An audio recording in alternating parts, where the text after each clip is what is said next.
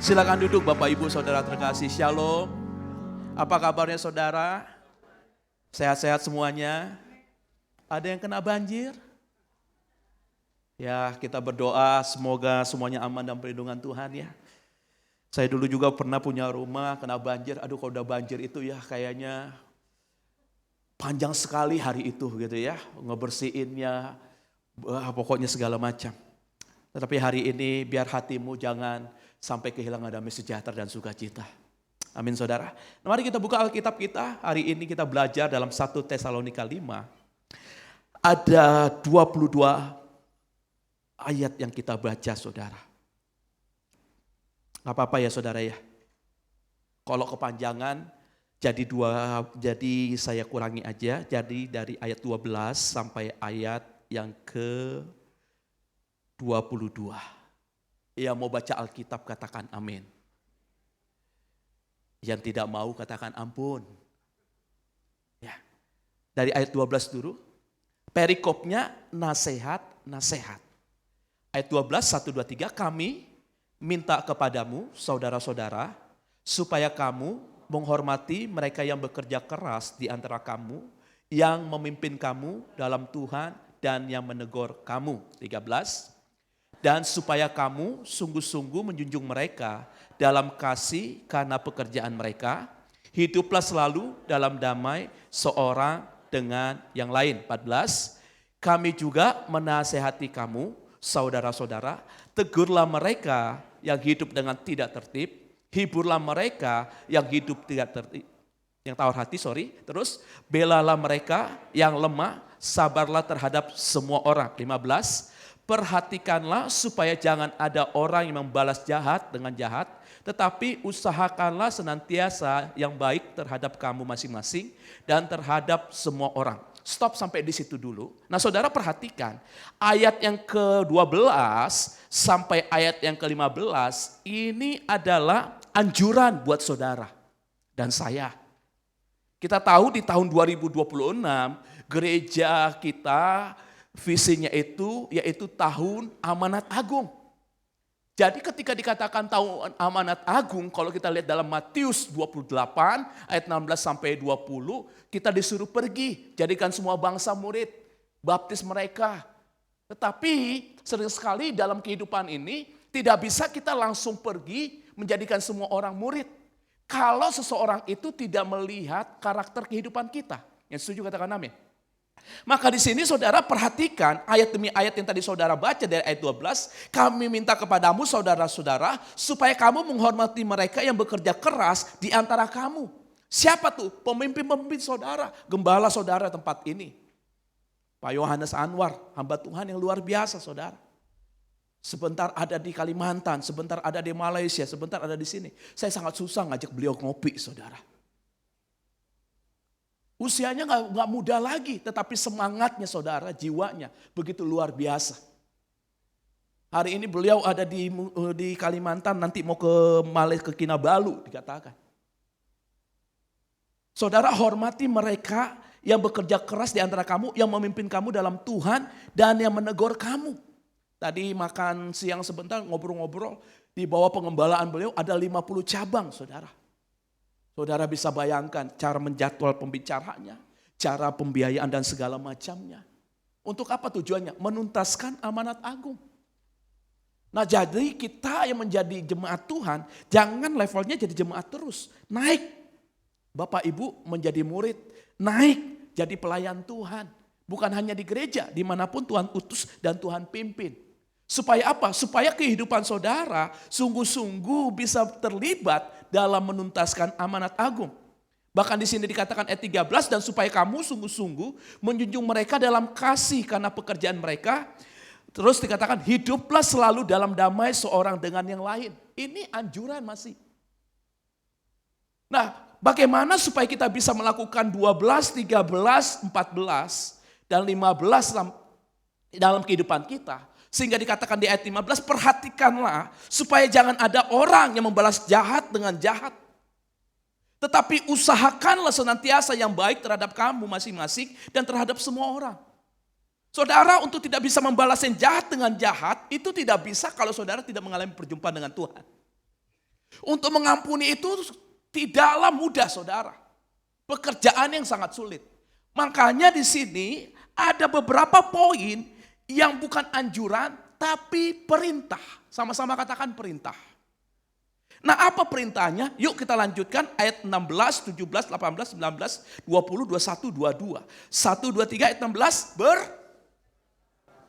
Lalu tetaplah berdoa, terus mengucap syukur dalam segala hal, sebab itulah yang dikehendaki Allah di dalam Kristus Yesus bagi kamu. 19, janganlah padamkan roh. 20, janganlah anggap rendah nubuat-nubuat. 21, ujilah segala sesuatu dan peganglah yang baik. 22, jauhkanlah dirimu dari segala jenis kejahatan.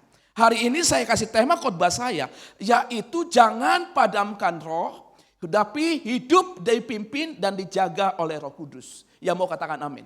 Saudara terkasih di dalam Tuhan Yesus, ketika tadi saudara baca ayat 12, 13, 14, itu anjuran supaya saudara bisa menghargai, menghormati orang-orang yang bekerja keras dalam pelayanan. Lalu bagian kita saudara yang menjadi wajib, ada 7 perintah yang Paulus berikan. Perintahnya gak panjang, pendek saudara. Kalau ayat 16 bisa dikeluarkan. Dikatakan begini saudara, bersukacitalah senantiasa. Kira-kira susah apa gampang ngafalinnya saudara? Halo saudara, susah apa gampang? Untuk menjalankannya? Sangat susah. Apalagi sama orang yang pinjam duit belum balik-balikin nih saudara. Ngelihat mukanya aja ampun-ampun. Betul saudara? Apalagi kita makan sama orang yang selalu nyakiti kita, ngejelekin kita. Kita disuruh bersukacita sama dia. Aduh boro-boro. Kita bilang mau makan sama siapa? Sama ipar lu. Aduh gak ada, gue gak ikutan. Kenapa? Masih enek gue ngeliatnya. Betul saudara? Mau makan sama siapa sama sini? Aduh gak ada. Jangan dulu. Iman gue belum siap. Betul? Daripada nanti gue berubah mukanya, lu mau muka gue berubah. Padahal hidangannya saudara enak. Ada babi panggang, babi kecap, dan babi-babi lainnya. Tapi kalau dia berubah mukanya sama dengan hidangan kan gak enak. Betul saudara? Kenapa? Karena bersukacita senantiasa itu saudara bukan keadaan. Amin. Tapi sukacita itu adalah mindset pola pikir kita. Makanya kalau saudara terhubung terus sama Tuhan, maka sukacitamu tidak berasal dari dunia. Halo saudara. Maka sukacita saudara bukan soal punya uang gak punya uang. Betul saudara? Punya uang aja belum tentu bersukacita. Betul saudara? Apalagi gak punya uang. Colek kanan kirinya bilang dengerin tuh. Artinya di sini saudara, sukacita, joy is not a moment. Tetapi joy itu, sukacita itu adalah mindset, pola pikir, keadaan. Makanya dikatakan begini, kalau dapurmu kosong, jangan saudara berkeluh kesah lagi. Aduh gak ada beras lagi. Aduh SPP belum bayar lagi. Aduh kerja lagi. Sampai tidur juga ngoroknya saudara, aduh. Tapi ubah pola pikirmu, dekatkan hidup dengan firman. Jadi kalau di rumah belum ada beras, ada yang belum dibayar, tinggal ngomong, Allahku sanggup mencukupi segala kebutuhanku menurut kekayaan dan kemuliaannya. Habis itu lakukan bagianmu. Jangan sampai Allahku sanggup mencukupi segala kebutuhanku, habis itu saudara tetap main Mobile Legend. Habis itu saudara tetap duduk nonton YouTube. Jangan mempermainkan Allah, yang ngerti katakan amin. Saudara tahu arti bersukacita? Ternyata arti bersukacita setelah saya pelajari saudara, sukacita itu bukan emosi sesaat. Makanya sukacita itu dipelihara ketika saudara berumah tangga. Karena sukacita berumah tangga sama pacaran itu beda, betul? Kalau lagi pacaran, apalagi belum pacaran masih suka sama suka, sebaru lirikan pertama, pandangan pertama, sukacitanya naik saudara. Tapi coba kalau sudah berumah tangga, bisa gak dijaga? Makanya sukacita jangan emosi. Kalau sukacita emosi, gunung akan kudaki, laut akan kuseberangi. Tapi itu gak akan berlaku sampai engkau menikah. Kalau engkau tidak jaga sukacita itu dengan pola pikir yang benar. Makanya untuk menuntaskan amanat agung saudara, jangan buru-buru pergi dulu. Perbaiki dulu hidupmu. Karena menuntaskan amanat agung saudara yang paling penting bukan pergi kemana-mana bawa Alkitab. Tetapi biarkan Alkitab itu yaitu hidup saudara dan saya. Engkau menjadi suratan terbuka kemanapun engkau pergi. Sehingga ketika orang kenal namamu saudara, sekalipun mukamu hitam kayak debt collector saudara. Tapi kalau hatimu lembut orang dengar, oh iya, ini orang penuh dengan sukacita. Ini orang yang gak pernah minta-minta uang. Oh ini orang yang gak pernah minjem. Kalau ngobrol sama dia kayaknya ada jalan keluar. Kalau sharing sama dia kayaknya rapat. Gak akan dibocorin kemana-mana. Saudara punya nama. Siapa namamu di hadapan keluargamu? Siapa namamu di hadapan teman-temanmu? Siapa namamu di hadapan orang-orang sekitarmu dalam usaha pekerjaan? Ketika sukacita ada saudara, itu bukan kondisi hati yang pas melihat momen keadaan. Kalau sukacita berdasarkan emosi sesaat, maka orang akan bersukacita ketika punya uang. Pak Pendeta, aku bersukacita kalau lagi sehat aja. Nggak perlu jadi anak Tuhan. Anak dunia juga begitu. Pak Pendeta, saya bersukacita tunggu punya uang 2 miliar, 10 miliar. Nggak perlu jadi anak Tuhan. Anak setan juga begitu. Tapi saudara dan saya bersukacita bukan soal nominalnya. Tapi saudara dan saya bersukacita soal bagaimana Tuhan pelihara hidup kita. Makanya sukacita dalam catatan saya saudara. Ada 3 hal. Hidup saudara dan saya boleh naik turun. Tetapi sukacita orang percaya itu harus bertumbuh. Apa yang pertama harus bertumbuh? Yaitu aku bersukacita karena ada keselamatan yang aku terima. Jadi gak bisa begini saudara ya. Jangan menjadi orang Kristen itu, anak Tuhan itu imannya kerdil. Tapi jadilah anak Tuhan itu cerdas dan waras. Amin. Jadi ketika bersukacita, jangan sampai begini juga ya saudara ya. Ketika istrimu bilang, Pak udah waktunya bayar SPP anak. Pak harus bayar cicilan nih Pak, 2 hari lagi harus bayar, uangnya belum ada. Mama, tenang aja, bersukacita aja. Nanti Tuhan cukupi. Habis itu saudara menjadi suami hanya duduk, minum kopi, main handphone. Gimana seisi keluargamu bisa bersukacita? Kalau kau tidak lakukan bagianmu. Kalau di dalam rumah, istri sudah bilang, sudah kasih warning. Pak kita harus bayar ini, bayar ini. Saudara jangan cukup bilang tenang. Tapi saudara harus bertindak. Sehingga aku akan berkata, mama berdoa, papa bertindak, biar Tuhan berkehendak. Amin saudara. Karena anak Tuhan juga gak boleh malas. Kenapa saudara? Sejak manusia diciptakan disuruh menjadi pengelola, bekerja. Kalau saudara bekerja pasti ada rezekinya. Rezekinya yang mana? Gaji. Percayalah gaji gak pernah cukup. Ada di sini gaji yang cukup? Coba angkat tangannya. Ada gaji yang berlebihan? Ada yang gaji bulan Oktober kemarin sampai sekarang belum habis? WA tuh bagian keuangan, bagian akuntansinya. Bu, gaji bulan Desember, Januari jangan dibayar ya. Kenapa? Oktober aja belum habis. Ada? Enggak ada. Yang ada telat sehari kita mulai gelisah. Betul? Telat 3 hari kita mulai demo saudara. Bahkan di media sosial ada yang saya lihat saudara. Ketika minggu pertama, bulan pertama dia terima gaji. Lagunya sambil ada makanan hidangan lagunya. Sungai sukacitamu. Betul saudara? Tapi setelah tengah bulan saudara. Lagunya berubah lagi saudara. Ya, dia mulai ganti lagu lagi. Allah mengerti. Allah peduli, betul saudara? Lalu pas tengah bulan dan di akhir bulan, uangnya udah habis saudara, uangnya udah mulai berkurang. Dia lagunya lain lagi, dia ganti lagi. Bila engkau tak besertaku. Betul saudara? Rekening saldonya tinggal 17.000. Lagunya lain lagi saudara. Oh Yerusalem. Minta Tuhan panggil nyawanya. Kotamu, karena tinggal 17.000. Tetapi sukacita saudara, belajar yuk sama-sama. Jangan harapkan gajimu, kalau ternyata gajimu gak cukup. Kenapa kalau saudara mengandalkan gaji dan ternyata tidak cukup, saudara akan andalkan payletter. Payletter gak cukup, saudara akan andalkan yang lain-lain lagi. Akhirnya apa? Terlilit utang. Ternyata sukacita yang pertama saudara diselamatkan. Arti sukacita pertama diselamatkan. Kapan pertama kali saudara bertobat?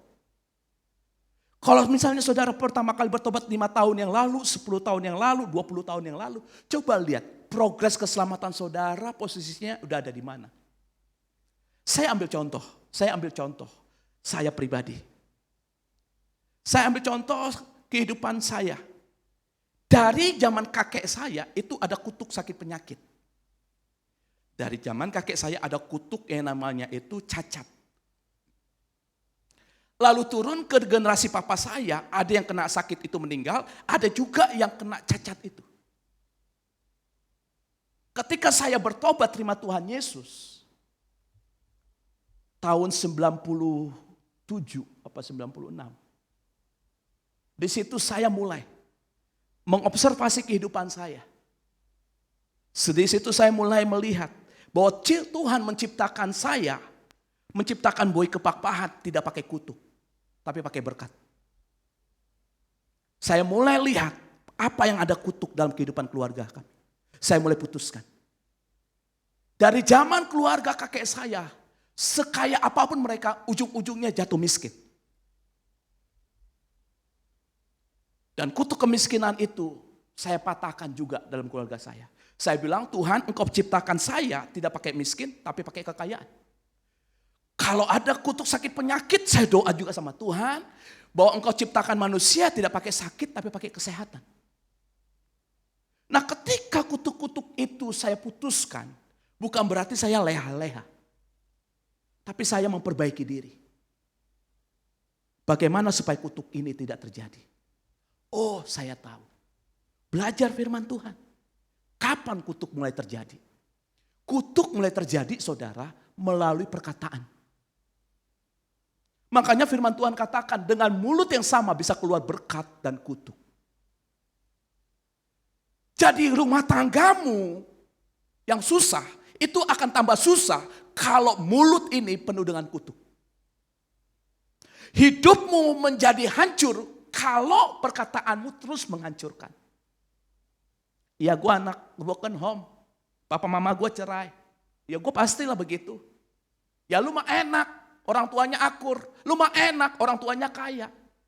Enggak begitu. Tapi ketika engkau telah menerima kabar sukacita. Bahwa engkau diselamatkan. Engkau akan berkata. Enggak apa-apa gue lahir dalam keluarga broken home. Tapi broken home yang gak akan gue turuni kepada diriku dan kepada keturunanku. Gak apa-apa aku hidup dalam keluarga miskin. Dan aku lahir dari kemiskinan. Dan itu juga aku gak bisa pilih. Tapi kalau kemiskinan itu aku hidupi kepada, nanti kalau aku nikah, istriku alami kemiskinan, anak-anakku mengalami kemiskinan. Berarti itu salahku. Maka ketika saya menerima keselamatan ini saudara. Saya bekerja keras. Supaya apa? Bagaimana hidup yang benar-benar dipelihara oleh Tuhan. Makanya tadi saya katakan, coba cek. Dari tahun berapa saudara bertobat sampai saat ini. Progresnya bertambah baik atau kutuk yang kakek atau papa mama alami, kita alami juga. Makanya ketika dikatakan kita bersukacita karena ada perubahan dalam kehidupan yang Tuhan selamatkan. Gak bisa kalau misalnya zaman kakek kita kena penyakit diabetes, papa kita juga meninggal karena diabetes, lalu pas kita cek ke dokter dapat diabetes juga, lalu kita foto selfie bertiga diabetes. Harusnya kita putuskan segala yang tidak baik. Kenapa? Karena firman Tuhan katakan, segala sesuatu yang Tuhan jadikan semuanya baik. Lalu apa yang membuat tidak baik? Yaitu keadaan dunia dan sikap kita. Makanya ada seseorang berkata kepada saya, Pak, ya mau gak mau saya harus melakukan kadang perbuatan-perbuatan dosa dan perbuatan jahat. Kenapa? Ya karena kebutuhan anak harus dibiayai. Segala sesuatu harus perlu uang. Kalau hidup baik-baik saja habis kita. Saya bilang gini, bahwa kehidupan yang tidak baik terjadi ketika kita mulai menjauh daripada Tuhan. Ketika kita mulai tidak sepakat sama Tuhan. Tapi kalau saudara pegang janji Tuhan, bahwa sukacita, kata yang kedua artinya saudara, yaitu ada hadirat Allah. Yang ketiga, ketika kita menerima sukacita karena apa? Karena ada janji Tuhan yang tidak pernah berubah. Tapi hal-hal ini tidak akan bisa terjadi kepada orang-orang yang pengen instan mendapatkan mujizat Tuhan. Enggak akan bisa, saudara. Saya sama istri di proses Tuhan itu lama, saudara. Sampai istri saya terlihat di media sosial, saudara, lihat teman-temannya pada liburan ke luar negeri, pada kemana. Tiba-tiba saudara dia teriak di kamar. Ini orangnya masih hidup. Tiba-tiba dia bilangnya, Allah, hidup jadi istri pendeta begini amat ya. Benar saudara. Makan susah, ini susah. Teriakannya tidak mengandung dosa. Saudara pernah dengar cerita Ayub? Ayub itu punya istri, istrinya menyuruh Ayub mengutuki Tuhannya. Kalau saudara pelajari baik-baik, jangan salahkan istrinya. Karena istrinya saudara tidak pernah diajak Ayub untuk hidup saleh dan jujur. Ayub saleh dan jujur, tapi buat dirinya. Bahkan ke anak-anaknya aja dia gak berani tegur. Dia cuma melakukan, selesai anak-anaknya Ayub melakukan pesta. Dia datang ke rumah Tuhan, dia bakar korban bakaran. Dia bilang, siapa tahu kemarin anakku pesta melakukan dosa, supaya Tuhan ampuni. Saudara terkasih dalam Tuhan Yesus. Bahwa poin pertama, ini baru poin pertama saudara. Ada 7 poin saudara. Sukacita sangat penting dalam kehidupan saudara dan saya. Jadi ketika dikatakan hati yang gembira adalah obat yang mandi, nggak bisa diaminkan dalam 1 menit 2 menit. Tapi itu harus saudara aminkan kalau saudara mengalami relasi sama Tuhan, terhubung sama Tuhan. Yang artinya di situ nanti saudara akan mendapatkan yang namanya satu kekuatan yang baru. Percayalah saudara. Sekali lagi saya katakan percayalah. Tidak ada satu penyakit pun yang tidak bisa Tuhan sembuhkan. Asal saudara ngerti arti sukacita yang sebenarnya. Wanita sakit pendarahan saudara, dia bersukacita karena bukan sembuhnya dulu. Dia bersukacita ketika dia mendengar berita tentang Yesus. Dia sudah pergi ke berbagai tabib. Dia sakit pendarahan 12 tahun. Uangnya udah habis, berobat sana sini. Tapi suatu hari dia mendengar berita tentang Yesus. Dia bersukacita. Perhatikan saudara. Orang yang bersukacita tadi saudara akan ada keselamatan. Orang yang bersukacita saudara, dia rindu akan hadirat Tuhan. Orang yang bersukacita, dia percaya, oh jadi Tuhan benar-benar. Maka wanita sakit pendarahan ini berkata, asal ku jamah saja puncak jubahnya, aku akan sembuh. Belum sembuh, tapi jiwa dan rohnya sudah menyembuh. Dia pegang puncak jubah Yesus. Lalu Yesus bilang apa? Seperti ada tenaga yang keluar dari tubuh. Dia tanya sama muridnya, apakah kau pegang jubahku? Enggak Tuhan. Siapa yang pegang jubahku? Muridnya malah bilang, Tuhan, di sini banyak orang. Kita nggak tahu siapa yang pegang. Perhatikan saudara. Dari sekian kita yang banyak tempat ini, apakah saudara orang yang pegang puncak jubah Yesus? Yang akhirnya mengubahkan hidup dan keluarga. Saudara harus berkata, Tuhan itu aku. Ketika saudara pegang. Ketika saya baca ayat itu saudara, berapa tahun lalu, saya rasakan di dalam kehidupan saya. Saya rasakan hadirat Tuhan begitu. Sampai saya punya penyakit-penyakit, Tuhan sembuhkan. Sampai hari ini saya sangat percaya. Bahkan sampai hari ini saya sudah sampaikan kepada istri saya, tidak satu pisau operasi pun menyentuh tubuh saya. Saya pernah sakit sampai hancur bagian dalam saya. tapi oleh Tuhan dan sukacita Tuhan selamatkan. Karena saya percaya ada hadirat Allah. Di mana ada hadirat Allah, di situ ada pemulihan. Di mana ada hadirat Allah, di situ ada kemenangan. Saudara jangan tinggalkan hadirat Tuhan. Entah itu karena masalah ekonomi, entah itu masalah apapun, jangan tinggalkan hadirat Tuhan. Karena proses pasti ada, tapi jangan protes. Pasti ada progres. Yang setuju katakan yes. Kasih tepuk tangan bagi nama. Saudara, mari latih diri kita untuk menemukan yang namanya itu tanda daripada Tuhan setiap hari. Poin yang kedua, saudara, poin yang kedua, yaitu ayat yang ke-17, dikatakan tetaplah berdoa. Saudara terkasih di dalam Tuhan Yesus, doa bukan aktivitas, tapi doa adalah nafas rohani.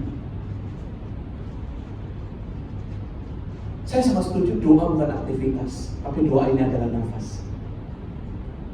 Karena ketika manusia itu diciptakan, saudara, yang membuat manusia itu bisa bergerak, yang membuat manusia itu bisa berpikir, yang membuat manusia itu bisa membedakan mana yang baik dan buruk, ketika roh Allah dihembuskan, ruah Allah, nefes Allah. Bahkan ada seorang hamba Tuhan yang sedang dia pelajari tentang hirupan nafas ini. Hirupan nafas kita ini adalah roh Tuhan. Makanya nama Tuhan dalam perjanjian lama dia katakan itu Yahweh. Seperti hembusan nafas, Yahweh, Yahweh. Dan ternyata juga saudara, kalau saudara pergi di ahli-ahli kesehatan yang bukan orang Kristen, yang ahli-ahli kesehatan yang pakai, ada yang dibilang itu pengobatan dengan cara pengolahan nafas. Ada yang diet, ada yang untuk menyembuhkan sakit penyakit dengan pengolahan nafas dikatakan. Makanya untuk itu juga tidak heran kalau kita lihat kenapa ada banyak orang lebih hilang stresnya, katanya kalau merokok, kalau nge-vape, kayaknya jadi lebih santai. Ternyata enggak, saudara. Tapi saudara bisa namanya itu bisa tetap merasa hidup, yaitu ketika engkau menjaga doamu kepada Tuhan sebagai nafas. Kalau kita mengerti setiap hembusan nafas kita ini adalah doa, maka pasti melalui kelakuan, melalui perbuatan, melalui tindakan, melalui pikiran, apapun itu saudara, kita pasti bisa jaga. Kenapa saudara? Karena doa akan menjaga hati kita tetap lembut kepada Tuhan. Doa akan menjaga hati kita tetap tenang di tengah-tengah kekacauan. Doa membuat hati kita tetap terarah di tengah-tengah kekhawatiran, kepanikan. Makanya firman Tuhan katakan, jadilah tenang supaya engkau bisa berdoa.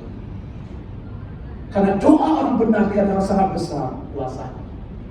Kalau doa orang benar besar kuasanya, berarti kuasanya itu artinya adalah dominion, berotoritas. Jadi tidak semua doa itu berkuasa. Doa yang tidak berkuasa itu adalah doa yang memuaskan hawa nafsu. Makanya firman Tuhan katakan, jangan-jangan kamu salah berdoa. Yang kamu doakan itu hanya untuk memuaskan hawa nafsu. Lalu seperti apa doa yang tidak memuaskan hawa nafsu? Simpel, belajar aja doa Bapa Kami. Itu udah doa yang sangat-sangat indah dan lengkap. Makanya kalau saudara punya anak, kata-kata pertama yang saudara ajarkanlah doa Bapa Kami. Kalau saudara punya anak, bacaan pertama yang saudara kasih, jangan lihat YouTube saudara, jangan lihat TikTok, ajarkan mereka firman Tuhan. Maka Allah sedang mewariskan doa kepada mereka. Karena doa membuat kita kuat menghadapi tekanan hidup. Siapa yang bisa menang menghadapi tekanan hidup? Tidak ada. Kecuali orang yang duduk dan berlindung dalam naungan Allah yang mati. Amin saudara. Mazmur 91 katakan, orang yang duduk dalam naungan Allah yang mati dan bermalam dalam naungan Allah yang Maha Kuasa akan berkata, tempat perlindunganku dan kubu pertahananku, Allahku yang kupercayai. Itu bukan statement teori. Itu berdasarkan kejadian yang Musa alami ketika bawa bangsa Israel keluar dari Mesir. Ada jerat, mereka lolos. Penyakit sampah, mereka lolos. Ada panah yang terbang, mereka aman. 1000 lebah, 10.000 lebah, mereka tetap berjalan bersama. Kenapa? Karena Tuhan bilang di ayat yang terakhir, karena aku mengenal namanya. maka aku selamatkan dia dan aku memberikan dia umur panjang. Ayo saudara, uang kita nggak bisa buat umur panjang, uang kita juga nggak bisa buat sukacita.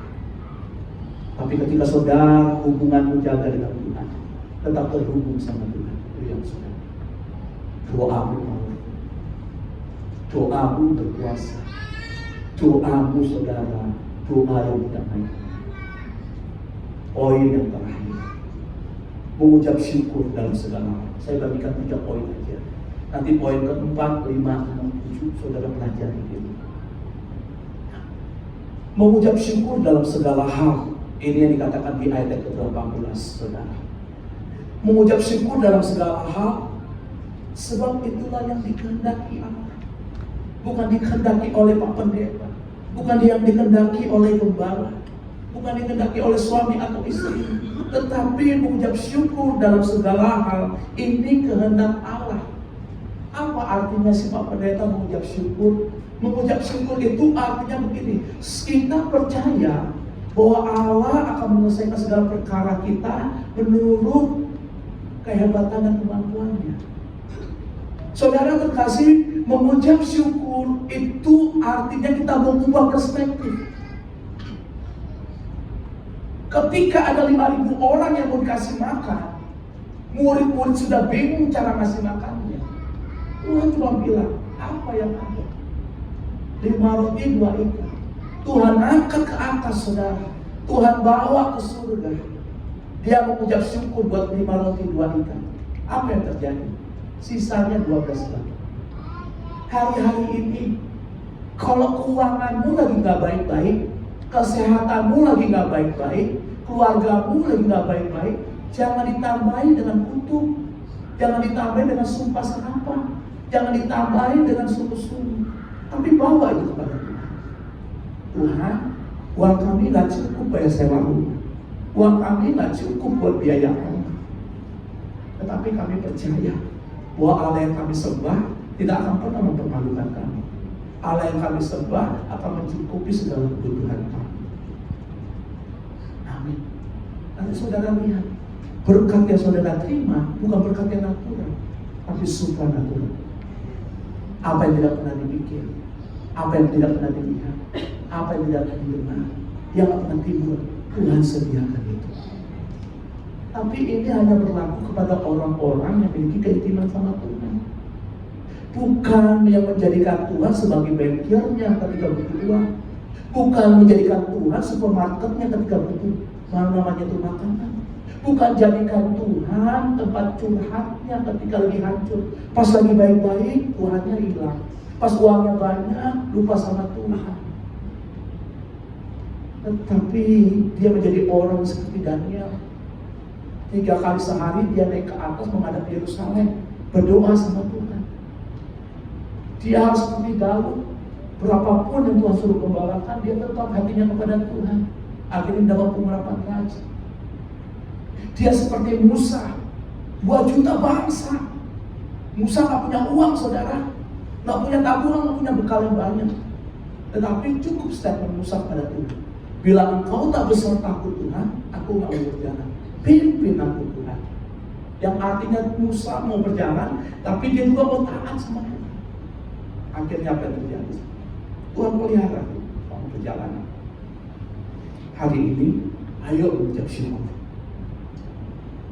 3 minggu kita lalui Januari 2020. Lebih banyak mana? Apakah engkau lebih banyak mengeluarkan kata kutuk atau kata berkat? Atau lebih banyak mengeluarkan kata-kata yang sia-sia atau kata-kata yang menjadikan firman?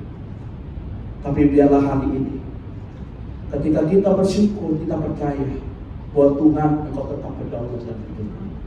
Ketika aku bersyukur, tandanya kita percaya. Ketika aku bersyukur, aku akan mendapat damai sejahtera.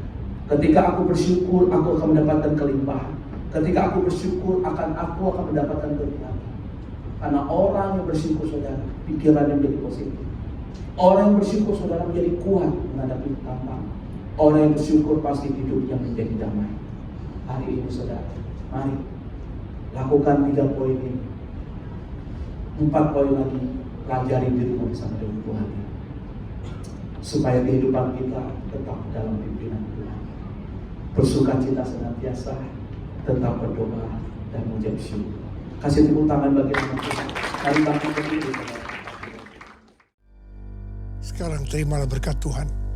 Kasih karunia yang berlimpah-limpah daripada Allah Bapa dalam anak yang tunggal Yesus Kristus. Persekutuan yang manis dengan Roh Kudus menyertai kita semua mulai hari ini sampai Tuhan Yesus datang menjemput kita di awan-awan dan bahkan sampai selama-lamanya. Yang percaya bersama-sama katakan amin. Takkan